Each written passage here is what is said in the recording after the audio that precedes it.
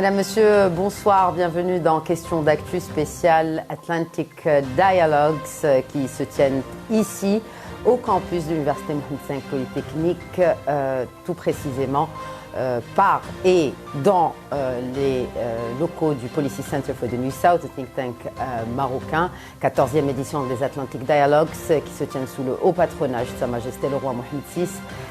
C'est une plateforme, bien évidemment, de discussion d'experts de très haut niveau venus des quatre coins de l'Atlantique, mais pas que. Il s'agit de discuter les challenges, les enjeux actuels des différentes parties de l'Atlantique au vu des changements majeurs que connaît cette région du monde. C'est un espace où échangent, comme je le disais, des experts de renom, mais aussi des décideurs politiques, des acteurs économiques, des acteurs de la société civile. Aussi, il y a la participation de la jeunesse dans ces Atlantic Dialogues qui réunissent tout ce monde pour y voir un peu plus clair dans les différentes dynamiques géopolitiques, économiques ou encore même culturelles ou démographiques.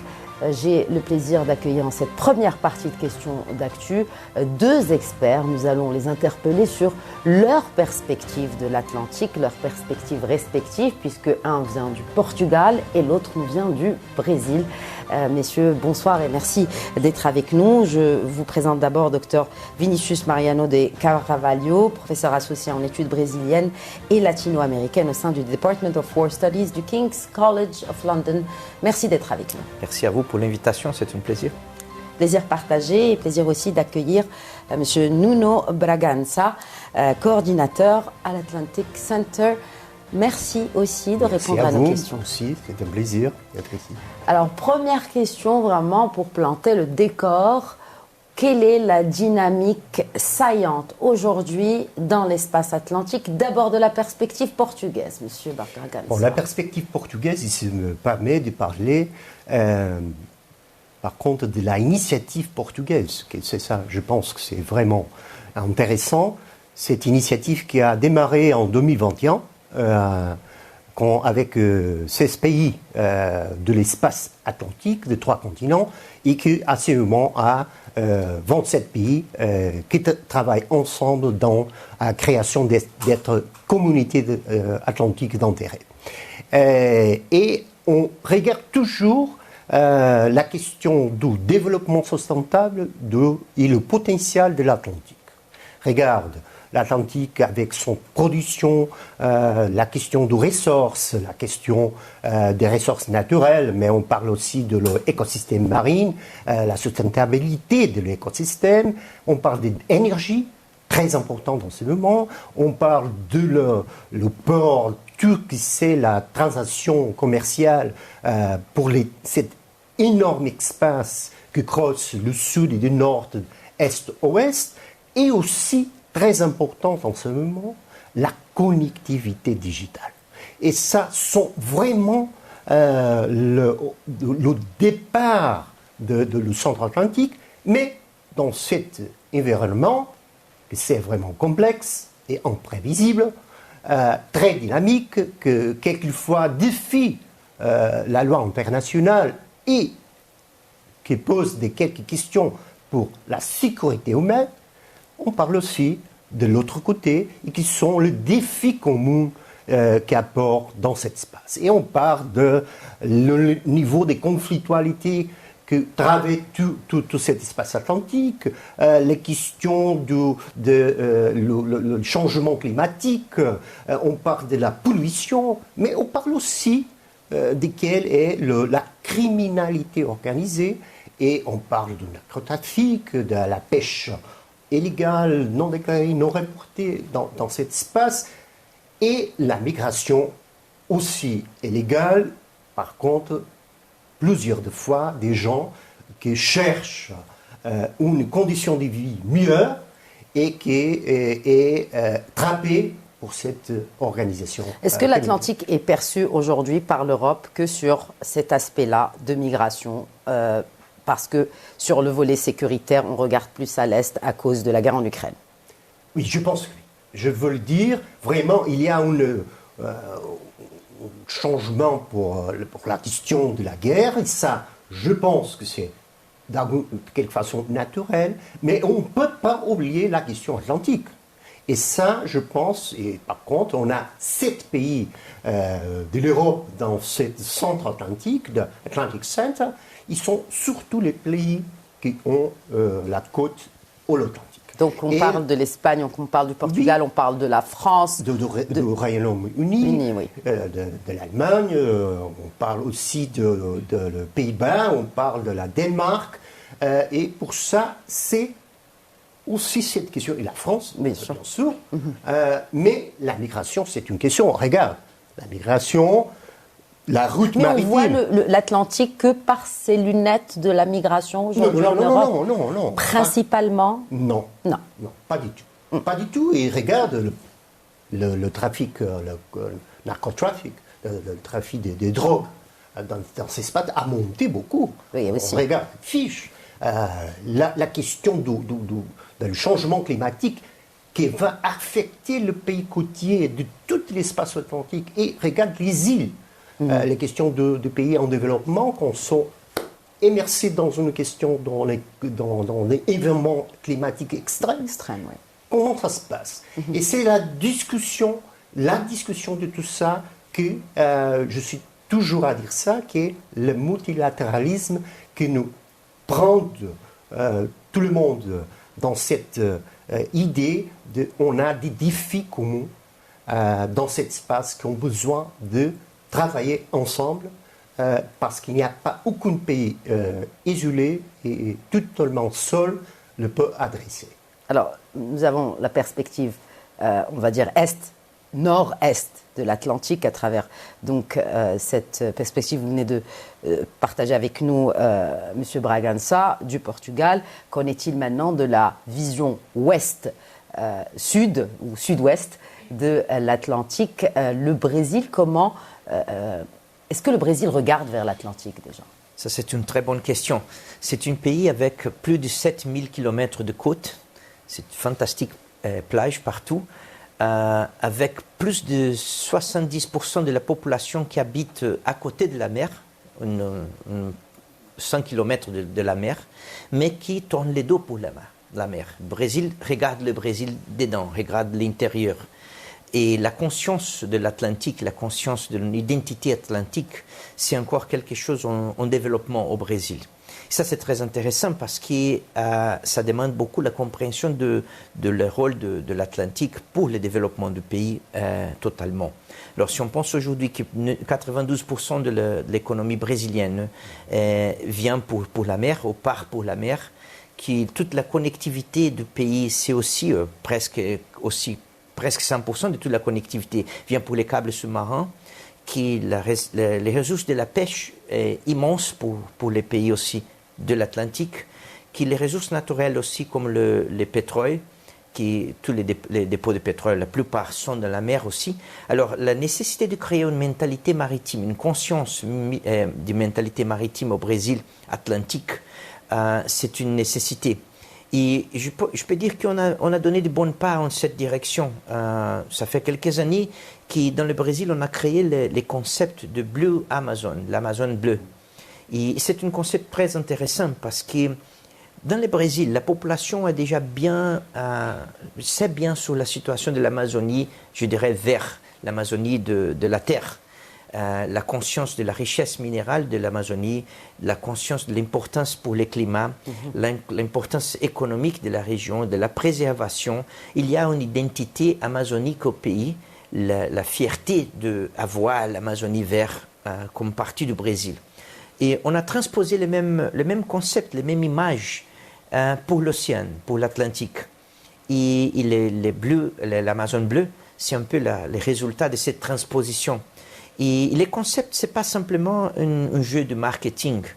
Et il y a une stratégie au-dessus de cette concept. C'est une stratégie qui renforce l'importance de tout ce domaine maritime qui appartient au Brésil.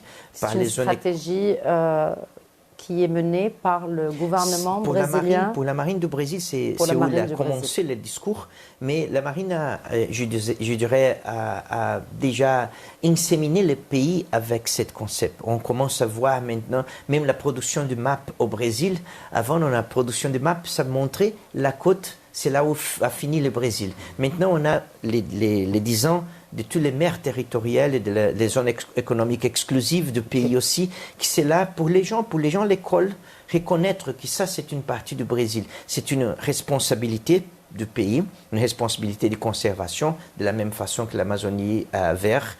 C'est une responsabilité aussi pour l'exploitation raisonnable des ressources naturelles qui sont dans cette région.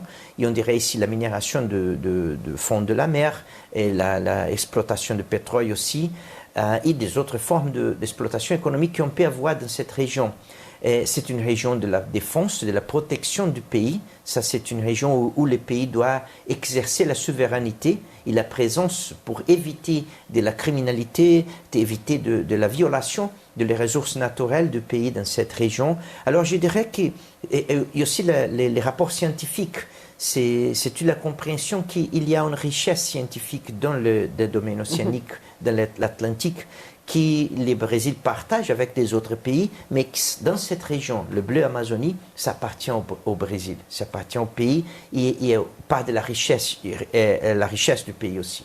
Alors, je dirais que les concepts de l'Amazone bleue, il aide beaucoup à le développement d'une conscience brésilienne vers l'Atlantique. Cette conscience brésilienne vers l'Atlantique, est-ce qu'elle regarde au-delà de l'Atlantique? Est-ce qu'aujourd'hui, le Brésil, en tant qu'État important de l'Amérique latine, est conscient du potentiel de cette coopération intra-atlantique? Si oui, quelle organisation est faite dans ce sens? Ouais. Il y a dans la stratégie de défense nationale au Brésil, il y a les concepts de strategic environment, l'environnement stratégique du pays, et qui encompasse aussi l'Ouest Afrique, l'Ouest de l'Afrique, comme partie de cet environnement stratégique du pays et toute l'Atlantique Sud.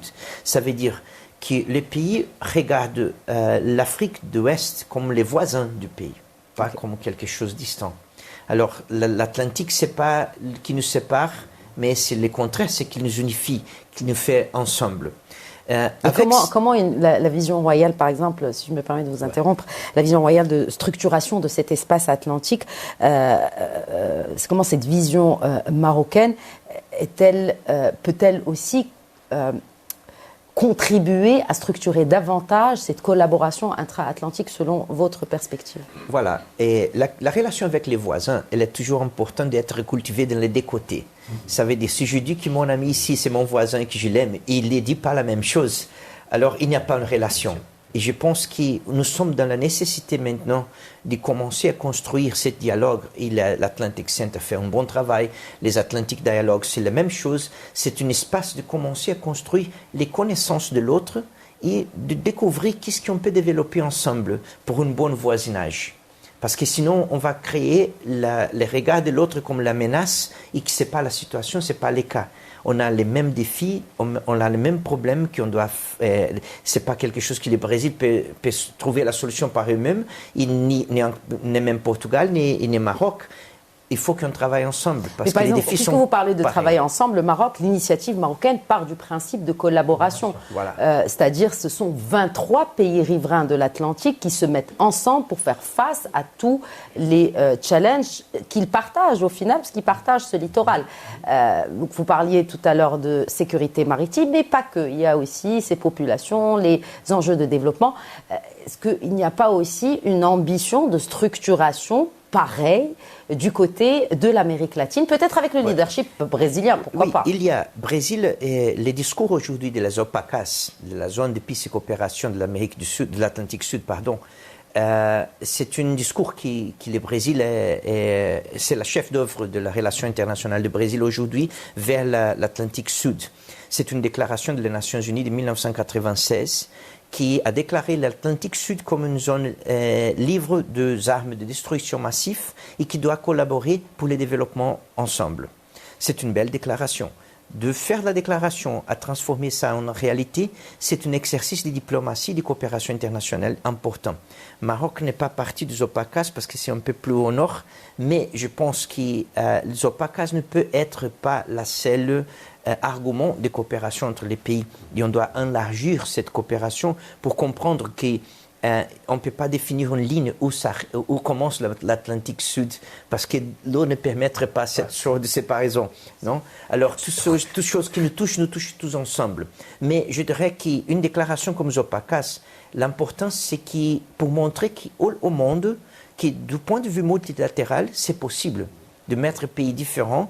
Quand on pense en 1996, que tous les pays de cette région ont fait une déclaration pour dire on ne veut pas armes de destruction massive, qui ça a changé par exemple les programmes nucléaires que l'Afrique du Sud avait avant, qui aidaient beaucoup les processus d'indépendance de Namibia, qui a aussi établi une bonne relation entre le Brésil et l'Argentine au domaine de développement atomique. Ça veut dire les instruments, ils sont possibles et réels. Il faut qu'on travaille ensemble.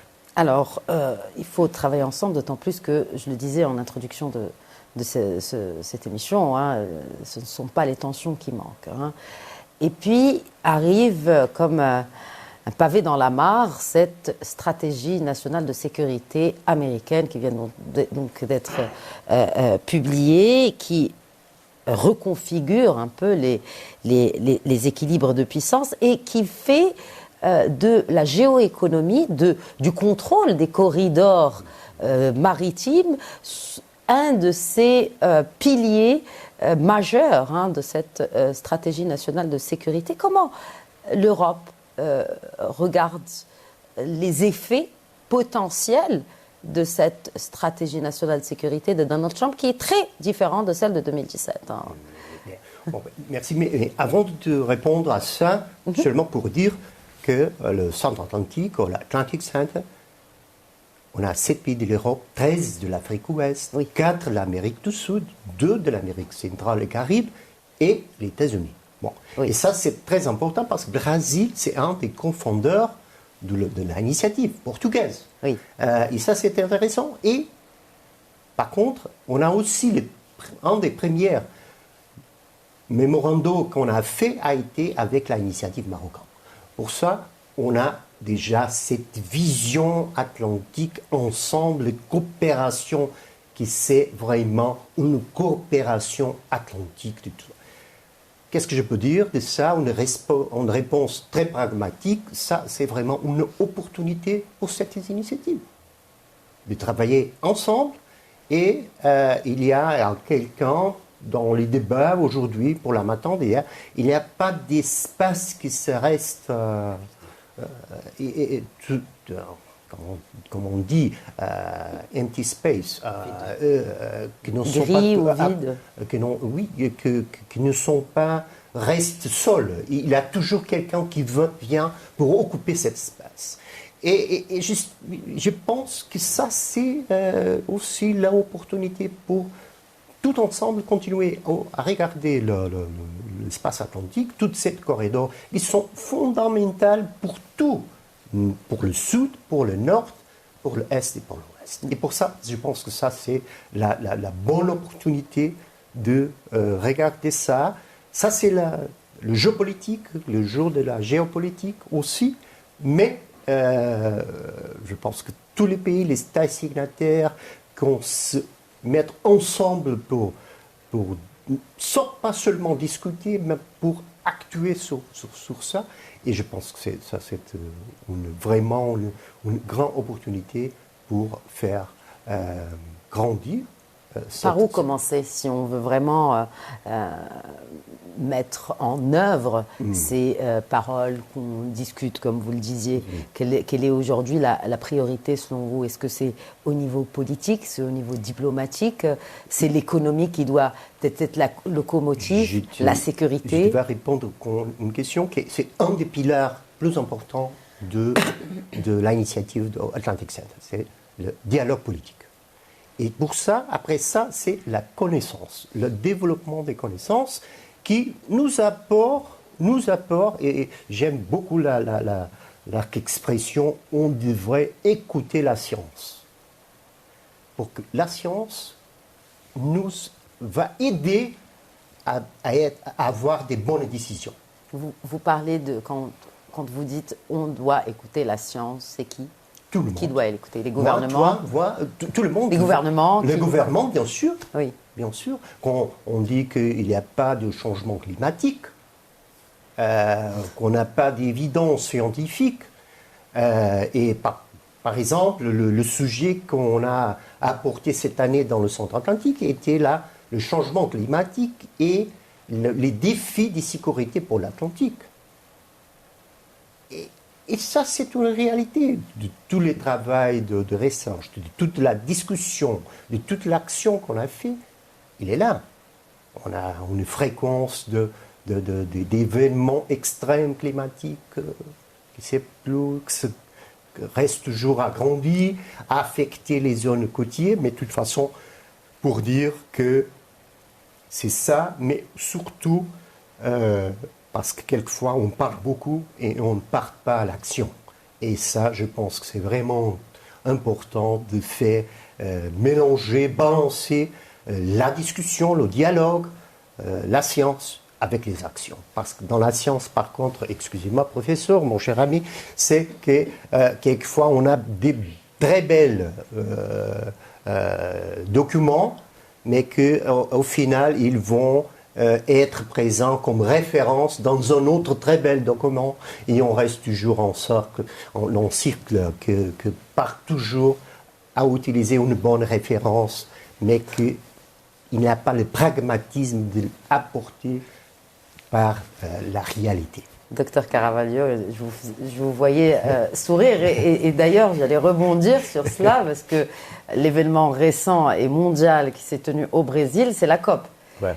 Et je ne peux m'empêcher de faire une transposition des paroles de M. Bragança sur les COP. Hein, je ne vise pas celle. Est-ce que à chaque COP, on dit que c'est la COP de l'action et qu'il y aura du changement pour faire face au changement climatique, mais on voit quand même les réticences des mêmes. Est-ce que vous pensez que cette COP brésilienne peut-être changer quelque chose, ou a pu changer quelque chose, ou c'est encore des paroles? Bon, je pense qu'on doit éviter toujours les regards messianiques sur les événements comme COP ou comme G20, etc. Oui. Je crois vraiment en processus. Et je suis dans une faculté de sciences sociales et politiques publiques. Ça veut dire notre travail, il n'est pas simplement pour rester dans les bureaux, mais pour avoir d'impact dans la politique publique. Et on sait aussi que tous les processus politiques, ils demandent du temps, ils demandent les discours, ils demandent les débats, ils demandent la négociation. Et c'est simplement au pays où il n'y a pas de démocratie que les changements politiques est radical, abrupt et révolutionnaire. Et on sait bien les résultats de ça pour l'histoire. Les bénéfices initiaux disparaissent le jour après. Alors, je crois beaucoup dans les discours, je crois beaucoup dans la négociation. C'est les pouvoirs de la science, c'est les pouvoirs de la diplomatie et c'est les pouvoirs de la politique. C'est de mettre les idées, écouter les autres, discuter et essayer de trouver des points de changement qui sont acceptables partout. Par les votants, surtout. Parce qu'au final, quand on fait de la politique, il y a aussi la politique interne qui compte. Et donc, est-ce qu'elle fait le poids, est-ce que la diplomatie fait le poids devant aussi les prochaines échéances électorales, par exemple? Et pour la projection du pays globalement, ça veut dire les pays doivent avoir une sens de comment je vois moi-même dans le monde et comment je vais représenter dans le monde. Parce que COP, ce n'est pas une décision du gouvernement du Brésil, ce n'est pas les lois interne seulement, c'est des règlements et des accords internationaux. Alors, nous sommes aujourd'hui dans un monde compliqué parce que ça semble qu'on a perdu un peu la capacité de dialogue. Et dialogue, je vais dire, c'est simplement pas parler, c'est parler, écouter, argumenter avec la base dans les informations, les dates scientifiques et aussi comprendre qu'on doit penser dans un futur pour nous comme monde, pas simplement comme survivants politiques de cette année, cette élection.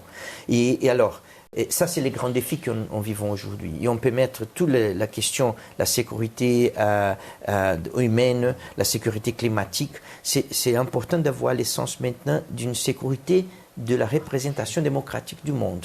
La démocratie, c'est une fleur très belle, mais très sensible. Si on ne cultive pas avec caresse et attention, elle va disparaître. Et c'est difficile de retrouver, de refleurir. Alors, je pense que ça, c'est le moment exactement où on ne peut pas attendre beaucoup de cet événement, mais on doit continuer à le faire avec la même croyance et la même dédication qu'on avait fait la première COP. Alors, dernière question, en quelques mots, messieurs. Quels sont, selon vous, les facteurs de levier pour une meilleure intégration régionale entre les deux côtés de l'Atlantique? Et surtout, quand je dis deux côtés, en fait, c'est les quatre aussi, entre le nord, le sud et l'est et l'ouest. Je commencerai par vous, M. Bragança. Je peux dire, c'est dans une vision stratégique, c'est la gouvernance, la leaderance, que apporte cette idée consistante de apporter les deux côtés de l'Atlantique à travailler ensemble dans les défis communs. Et je pense que c'est vraiment l'importance de la gouvernance. Et vous pensez que l'initiative marocaine pour l'Atlantique répond à ce défi de gouvernance? Oui, comment? C'est aussi un élément que répond avec tous les autres qui travaillent dans le même objectif et les mêmes propos dans ces projets. Et je pense que, quelle complémentarité entre les différentes initiatives, justement? Oui, et par contre, l'initiative marocaine à 23 pays a des très bien définis, très pilars d'actuation qui sont vraiment importants. Et c'est dans cette complémentarité avec, par contre, Atlantic Center et autres d'une vision régionale que peut ajouter la complémentarité d'actuation de ces différentes initiatives. La même chose, M. de Carvalho. Voilà, je renforce là avec une référence philosophique, si je peux. Je pense qu'on doit retourner à la fusion des horizons herméneutiques et comprendre que, comme le Brésil regarde l'Atlantique et l'Afrique et Portugal, c'est de la perspective d'ici, du sud-ouest. Et ce n'est pas le même horizon que l'Afrique de l'Ouest regarde l'Atlantique, ni le Portugal, ni le Maroc. Alors, on ne peut pas dire que la perspective brésilienne, c'est la mieux. C'est une de les perspectives d'interprétation et qu'elle est complémentaire à tous les autres. Alors, je pense que la fusion de cet horizon de compréhension, c'est l'aspect fondamental pour avoir une consolidation de cette gouvernance. Ce n'est pas une gouvernance qui vient d'une source, mais qui vient de la fusion des horizons qu'on peut avoir sur l'Atlantique. Si on comprend que cet Atlantique, c'est exactement le point qui nous va unifier et peut-être aider à une meilleure coopération entre les pays. Merci beaucoup. Merci Monsieur Bragança. Merci Monsieur de Carvalho. C'était un plaisir d'échanger avec vous. Voilà, c'est la fin de cette première partie de cet épisode de Questions d'actu spécial Atlantic Dialogues. On se retrouve dans quelques instants avec de nouveaux invités. Restez avec nous. Bonsoir et bienvenue à ceux qui nous rejoignent. Bienvenue à cette deuxième partie de Questions d'actu spécial Atlantic Dialogues organisée par le think tank marocain Policy Center for the New South. Si en première partie, nous avons développé, nous avons zoomé sur les perspectives portugaises et brésiliennes de l'intégration atlantique, cap à présent sur l'Afrique du Sud, sur Cape Town. Nous recevons un expert, il est aussi professeur honoraire à la Mandela School of Public Governance à l'Université de Cape Town, président également de la Fondation africaine du climat, Sir Carlos Lopez. Merci de répondre à nos questions. Bonsoir. C'est un plaisir, Khadija. Est-ce qu'aujourd'hui, l'Afrique du Sud croit encore en ce multilatéralisme à la sauce africaine, c'est-à-dire avec d'autres pays africains, avec des économies aussi émergentes en Afrique? Il y a eu des évolutions. Pendant la période où l'Afrique du Sud avait un président comme Thabo Mbeki, c'était très clair qu'il avait, disons, une vision panafricaine et voulait que l'Afrique du Sud soit un peu un leader au niveau continental. Donc c'est pendant cette période qu'on a créé l'Union africaine en remplacement de l'Organisation d'unité africaine. Et nous avons senti que la plupart des organes qui étaient en train d'être mis en place pour, disons, étoffer la nouvelle structure de l'Union, c'était l'Afrique du Sud qui était en devant de la scène et finançait même la mise en place, par exemple, de mécanismes des pairs, les NEPAD, etc. Après, nous avons eu la période Zuma, donc il y a eu un manque d'intérêt par rapport aux grandes ambitions continentales et un rétrécissement du rôle de l'Afrique du Sud. Maintenant, nous sommes en train de vivre un autre moment, un moment où il y a beaucoup de ruptures et l'Afrique du Sud se sent un peu, disons, en retrait par rapport au rôle qu'elle jouait au niveau continental. Et je sens que, par exemple, dans la zone de libre-échange, qui est le chantier le plus important de l'Union africaine, l'Afrique du Sud a eu beaucoup d'hésitations. Maintenant, elle est en train de s'y mettre à plein, mais ce n'était pas évident au départ. Donc, nous sentons une Afrique du Sud qui n'est plus au leadership, mais qui, disons, arrive un peu tard par rapport aux différentes échéances qui sont en cours. Le commerce est-il encore un moteur d'intégration ou est-ce devenu un outil de bataille géopolitique dans les deux cas où se positionne, on ne va pas parler de l'Afrique comme une seule région, ce sont plusieurs communautés économiques avec des taux d'intégration que l'on connaît très très faibles, mais dans ce commerce mondial en pleine mutation, quelles sont les opportunités pour nous? Bon, nous pouvons regarder par rapport à certaines mensurations qui nous donnent un peu plus de détails par rapport aux tendances. Investissement intra-africain. Numéro 1 en Afrique, c'est l'Afrique du Sud. Numéro 2, c'est le Maroc.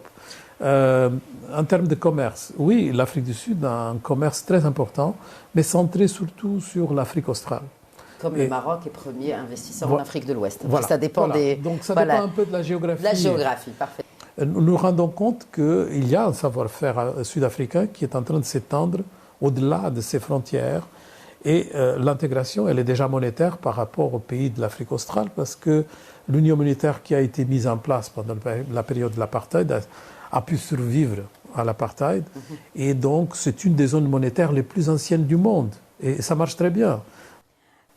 Quand on voit aujourd'hui l'investissement chinois sur le continent, les avis sont très partagés. Certains disent qu'il y a le risque du surendettement, d'autres y voient aussi une bonne opportunité. Vous le voyez comment, Carlos Lopez, cet engouement chinois pour l'Afrique? Moi, je vois les Chinois un peu en attente maintenant. Depuis le Covid, disons, la volonté d'occuper beaucoup d'espace s'est ralentie considérablement en Chine parce que la Chine est en train de reconfigurer son système bancaire parce qu'après le Covid, ils ont profité du Covid d'une façon très différente des autres parties du monde qui ont créé des programmes de relance assez importants pour un peu soutenir leurs économies. Les Chinois nous ont surpris parce que, disons, ils ne faisaient pas le nécessaire pour relancer leur économie. Et les gens pensaient que c'était une faute, un manque de capacité. Mais c'était au contraire. Les Chinois ont profité de cette période pour pouvoir, si on veut, reconfigurer un peu la qualité de leur système de production en laissant tomber ceux qui n'étaient pas assez productifs ou qui n'étaient pas assez rentables. Donc ils ont fait une espèce de nettoyage pour le compte du Covid. Donc ils ont utilisé le Covid pour se préparer pour la relance, mais pas une relance financière, mais une relance productive. C'est pourquoi maintenant on voit qu'il y a une invasion de produits manufacturiers de la nouvelle génération, comme les véhicules électriques, panneaux solaires, etc. Et les gens sont très étonnés de cette capacité gigantesque que les Chinois sont en train de démontrer. C'est parce que justement, ils étaient en train de préparer la relance d'une façon productive et pas financière. Mais pour ce qui est de l'Afrique, je pense qu'ils sont en train de perdre un peu de terrain. Parce qu'ils avaient préparé avec leurs investissements beaucoup d'infrastructures qui allaient servir à délocaliser un certain nombre d'industries de Chine. Mais ils se sont rendus compte que peut-être il y avait des risques réputationnels parce que les gens ont commencé à dire un peu qu'il y avait une diplomatie de la dette, que les Chinois étaient en train de prêter sans des conditions qui étaient, disons, durables. Et donc il y avait tout un narratif, un discours qui n'était pas favorable aux Chinois. Et le risque le plus important pour les Chinois, c'est le risque de réputation en Afrique. Ils ne veulent pas être mal vus. Qu'est-ce qui vous fait dire cela? Pourquoi vous dites cela? Est-ce que c'est propre à la doctrine chinoise du doing business, de la réputation? Tout à fait. Par exemple, si on se rend compte, les Chinois, normalement, ils groupent les pays africains dans 3 typologies. La première, c'est des pays qui sont vraiment importants pour la Chine du point de vue économique, du point de vue stratégique.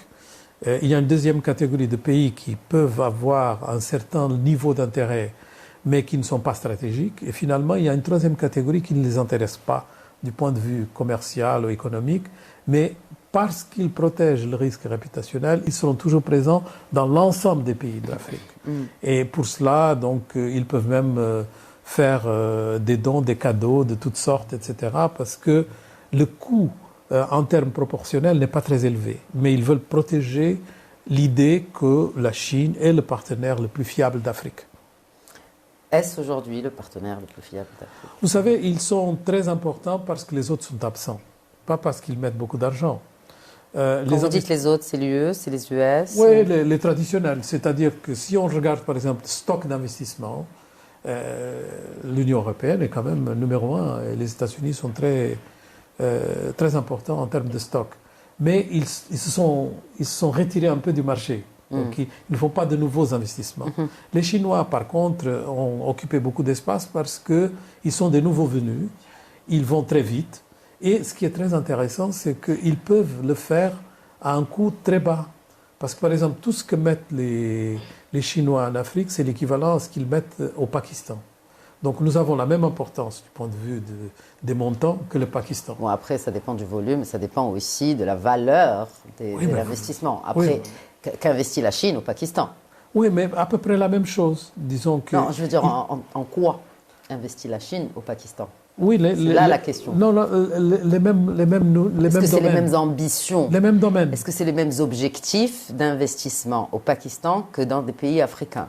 Je dirais que c'est assez semblable, parce qu'au Pakistan, ils ont des objectifs stratégiques, ce qu'ils ont aussi en Afrique. Et ils investissent dans l'infrastructure. Pas aussi stratégique, parce qu'on connaît un peu aussi la position géographique du Pakistan qui fait qu'il est un peu plus stratégique pour la Chine que certains pays africains. Oui, mais disons, il y a un rapprochement considérable avec l'Inde qui a diminué un peu l'importance géostratégique du Pakistan pour la Chine. Et donc, à cause du BRICS, etc. Après, on va dire que les dernières tensions entre les deux voisins prouvent quand même qu'il y reste cette tension palpable entre la Chine et l'Inde, bien qu'ils fassent partie du même groupement BRICS que vous évoquiez tout à l'heure. Oui, oui. Bon, enfin, ce sont des nuances, mais ce que je voulais dire, c'est que les Chinois, ils arrivent quand même à occuper beaucoup d'espace en Afrique avec peu d'argent. C'est ça l'argument principal. Très bien, très bien. Que les autres sont absents, donc ça donne l'impression que les Chinois sont super importants, mais avec 10 milliards de dollars par an, ils occupent beaucoup d'espace. Qu'en est-il à présent des Américains, la présence des Américains en Afrique? On voit qu'il y a de plus en plus de géants de la tech dans certains pays africains, notamment pour ces fameux data centers. Sommes-nous prêts pour accueillir la technologie américaine sur le sol africain? Si oui, dans quelle région exactement? Je pense qu'effectivement, si on prend le commerce des biens, seulement des biens, les États-Unis ne sont pas très importants pour l'Afrique. C'est 9% du commerce des biens entre l'Afrique et le reste du monde. Mais si on prend en considération les services digitaux et autres, alors là, on change complètement de registre. Ça devient extrêmement sensible et important, d'autant plus que les États-Unis ont, disons, une capacité de déploiement qui est très avancée par rapport à des pays qui n'ont pas les systèmes de régulation qui leur permettent vraiment de garder un peu de la valeur. Donc, même si l'Afrique, du point de vue, disons, de son marché digital n'est pas très important, c'est un marché qui reste très rentable. Parce que c'est un marché avec moins de garde-fous qu'ailleurs. Donc, vous pouvez faire beaucoup plus d'argent avec moins de consommateurs et moins de consommation. Et donc, ça, c'est une attraction importante. Mais l'autre, c'est que la démographie africaine crée des consommateurs qui vont être très importants dans l'avenir. Parce que des consommateurs de quoi? Des consommateurs de software, des consommateurs de hardware. Si de software, si on va utiliser de l'IA, quel est l'apport de l'Afrique dans cette technologie aussi, avec deux géants américains et chinois? Oui, vous savez, si vous demandez à un jeune africain qui n'a pas beaucoup de moyens, s'il veut plutôt des toilettes ou un cellulaire, vous savez quelle est la réponse? Certainement. Donc ça montre que le système de valeurs a beaucoup changé. C'est comme quand, disons, les Portugais et les Espagnols étaient en train de naviguer pour aller chercher des épices. À l'époque, les épices étaient l'équivalent des smartphones aujourd'hui. Maintenant, ça nous fait rire. Enfin, pourquoi les épices? Dans l'avenir, peut-être qu'on va dire pourquoi les smartphones. C'est l'intelligence artificielle qui va faire la différence. Et pour cela, il va falloir avoir un certain nombre d'alignements du point de vue de la régulation et des politiques publiques qui sont nécessaires pour que ça puisse vraiment permettre l'extraction de valeur au niveau que veulent les grandes compagnies de la tech. Et une des choses très intéressantes et importantes, c'est qu'il va falloir trouver le moyen de la rapidité de l'information. Et cette rapidité, pour l'instant, parce que la technologie avance aussi, pour l'instant, elle oblige à ce que les data centers soient près du consommateur le plus possible. Donc on peut avoir des relais, donc on peut avoir des AI factories qui sont assez importantes, disons, pour servir un peu de base, mais il va falloir des relais qui sont aussi indispensables pour pouvoir permettre la vitesse qui est nécessaire pour utiliser l'intelligence artificielle, surtout celle qui va se développer. Donc on est déjà au niveau 5.0, mais ça va augmenter. Et pour cela, il va falloir trouver des endroits en Afrique où on puisse faire cela. Et les éléments qui sont les plus importants, c'est l'énergie. Il faut beaucoup d'énergie, il faut beaucoup d'eau. Donc on regarde un peu quels sont les pays qui peuvent fournir de l'énergie à bon marché et de l'eau. Et donc on a un peu, disons, déjà une géographie de ce qui est la possibilité réelle des data centers. Et nous savons, parce qu'il y a déjà un certain nombre qui est en construction, nous savons que ce sera beaucoup plus appellatif pour les pays qui ont des énergies renouvelables, parce que ça permet aux investisseurs dans ces domaines de se dédouaner de tout système qui puisse éventuellement exister dans ce pays.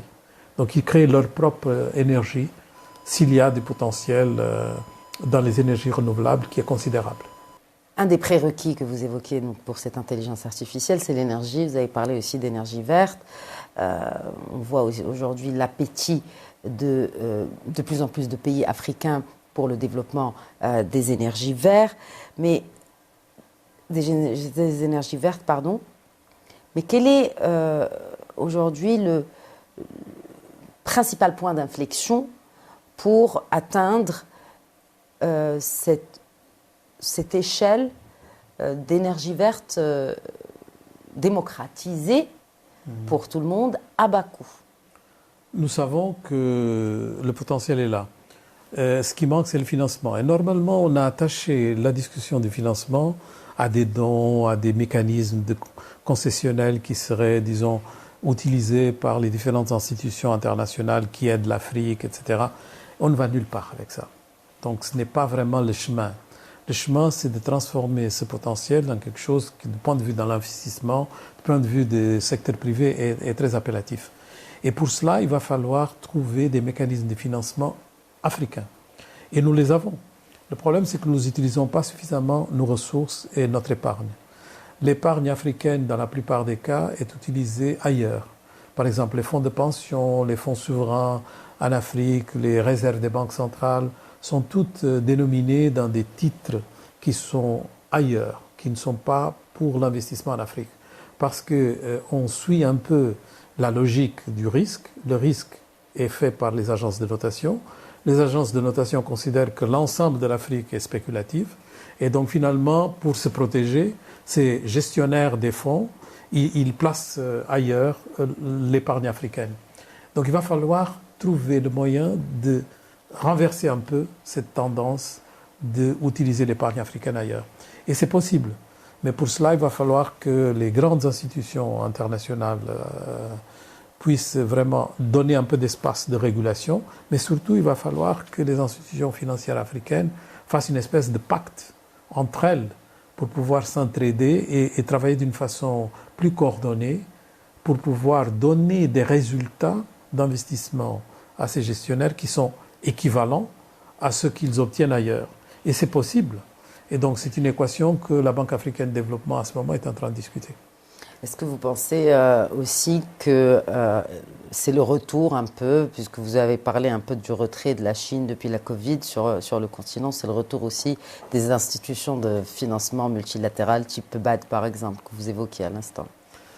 Non, je pense que multilatérale africaine, oui. Mais les autres, elles vont rester un peu, disons, dans les niveaux où elles sont. Par contre, nous avons une série d'acteurs qui sont en train de se pointer comme remplaçant la Chine. Et c'est le cas des pays du Golfe, c'est le cas de la Turquie, c'est le cas de l'Inde. Il y a un certain nombre de pays asiatiques qui sont en train de s'intéresser de plus en plus. C'est le cas du Vietnam, c'est le cas de Singapour. Donc nous sommes en train de vivre une transformation de ceux qui sont vraiment en train de juger le risque africain d'une façon, disons, plus favorable.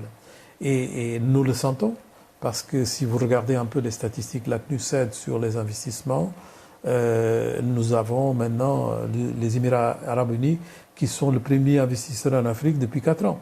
Donc ce n'est plus la Chine, ce n'est plus, disons, les acteurs traditionnels, c'est les Émirats.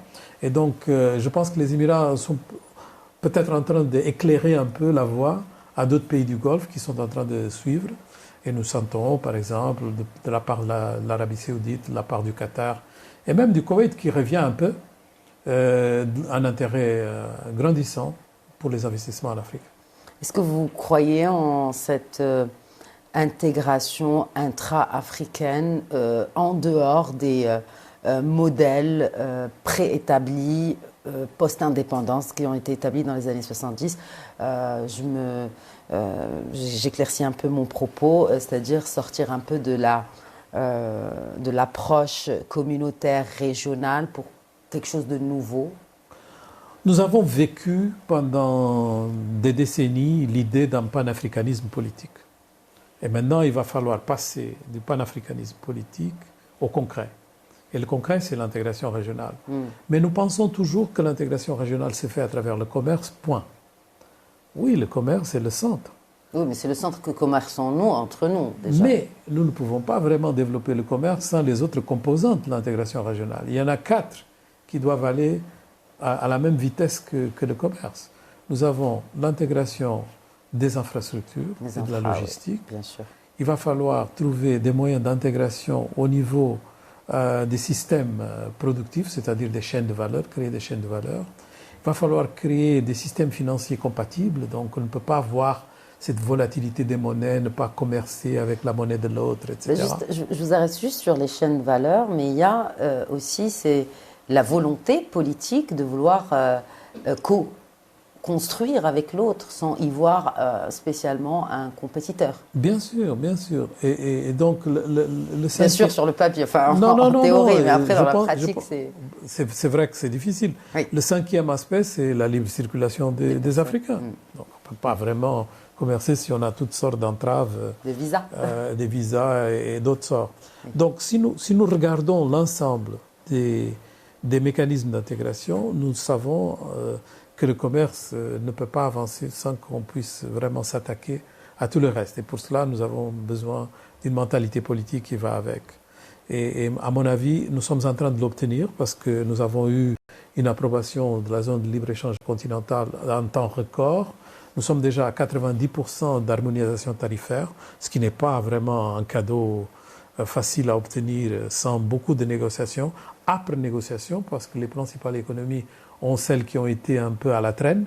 C'est le cas de l'Afrique du Sud, j'ai mentionné, mais c'est aussi le cas de l'Égypte et du Nigeria. Mais maintenant, nous sommes, disons, dans un autre moment où tout le monde est on board et nous sentons qu'il y a un esprit vraiment presque de considérer que la zone de libre-échange continentale va nous sauver de cette guerre tarifaire qu'on est en train de vivre au niveau mondial.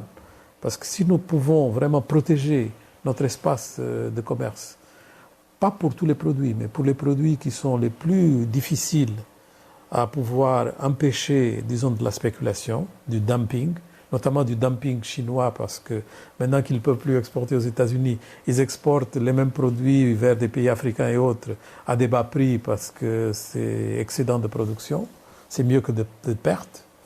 Nous avons un danger qui est là dans l'air. Et donc la seule façon vraiment de se protéger, c'est d'avoir une zone tarifaire commune. Est-ce que après cette zone tarifaire commune, on pourrait aspirer aussi à avoir vraiment de vraies chaînes de valeur, une vraie chaîne de valeur industrielle propre au continent, d'autant plus que vous évoquiez tout à l'heure la transition énergétique, les composantes même des panneaux solaires ou d'autres matériaux essentiels à produire de l'énergie verte proviennent des sous-sols africains. Donc, est-ce que ce sera la prochaine étape? Enfin, on doit commencer par quoi? Oui. Alors, nous savons par exemple que les investissements dans l'intégration des systèmes énergétiques est très avancé. Donc maintenant, il y a le East African Pool, le pool de l'Afrique de l'Est, il y a le pool de l'Afrique australe, qui sont complètement intégrés. Donc ça, c'est du nouveau. Nous savons par exemple qu'au niveau des transports maritimes, il y a eu énormément d'investissements dans les ports. Il y a un port, par exemple, comme Tanger Med, ou un port comme Lomé, un port comme Djibouti. Comme Dakhla Atlantique bientôt. Ne sont plus des ports qui sont nationaux. Ce sont des ports qui servent un ensemble de pays. Et donc ça, c'est un peu, pas nouveau, mais ça s'est accéléré considérablement. Et nous avons aussi, disons, les compagnies aériennes panafricaines qui sont en train d'avoir un essor qui n'était pas vraiment soupçonné il y a juste quelques années. Vous savez que, par exemple, Ethiopian Airlines, la plus grande, elle est déjà à plus de 100 destinations mondiales. Mais ce qui est plus important, c'est qu'ils ont 60 et quelques destinations africaines. Et avec leur subsidiaire Sky, ils montent presque à 76. Donc c'est vraiment une réalité très différente parce que nous n'allons pas pouvoir faire du e-commerce et tout ça sans qu'on puisse avoir ce type d'investissement. Et donc ce n'est pas suffisant. Nous avons besoin de faire beaucoup plus. Merci sur ce message d'espoir. Cet entretien touche à sa fin. Je vous réitère mes remerciements au nom de Média TV, M. Carlos Lopez. Merci Khadija. Voilà, c'est la fin donc de cet épisode spécial Questions d'actu, spécial Atlantic Dialogues. Merci de nous avoir suivis. Très bonne soirée.